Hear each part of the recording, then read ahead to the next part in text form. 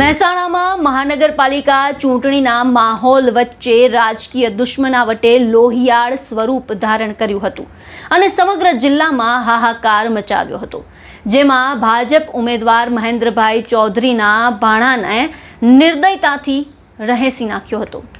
આ કેસમાં પોલીસે કેટલાક આરોપીઓની ધરપકડ કરી હતી અને હવે પોલીસે તે મામલે એક્શન લીધા છે।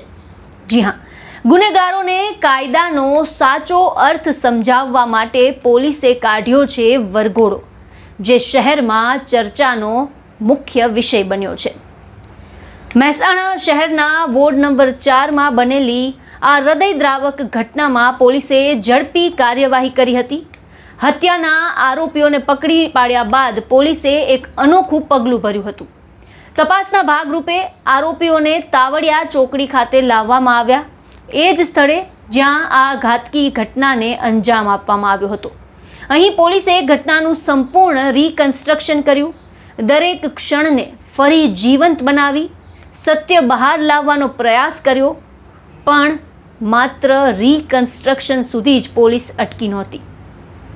પોલીસે આરોપીઓને ભર બપોરે આ કાળઝાળ ગરમીમાં ઉઘાડા પગે ચલાવ્યા હતા। અડધા કિલોમીટર સુધી નીકળેલો આ વરઘોડો, આ રિકન્સ્ટ્રક્શન ગુનેગારો માટે ચેતવણી બની ગયો અને આ દ્રશ્યો જોવા માટે લોકોના ટોળે ટોળા ઉમટી પડ્યા।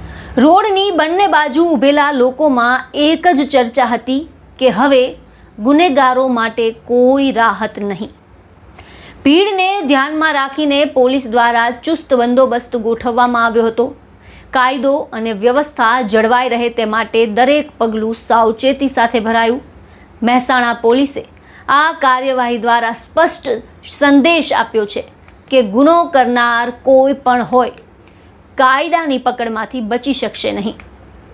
સમાજમાં શાંતિ જાળવવી હોય તો કાયદાનો ડર હોવો પણ જરૂરી છે અને મહેસાણા પોલીસે એ જ ડર ફરી જીવંત કર્યો છે। આ સમગ્ર મુદ્દાને લઈને આપના શું વિચાર છે, આપના શું મંતવ્ય છે, કમેન્ટ બોક્સમાં જણાવો અમને અને અમારી ચેનલને લાઇક, શેર, સબસ્ક્રાઇબ કરવાનું ભૂલશો નહીં। સાથે જ તમામ અપડેટ માટે અમારી સાથે જોડાયેલા રહો।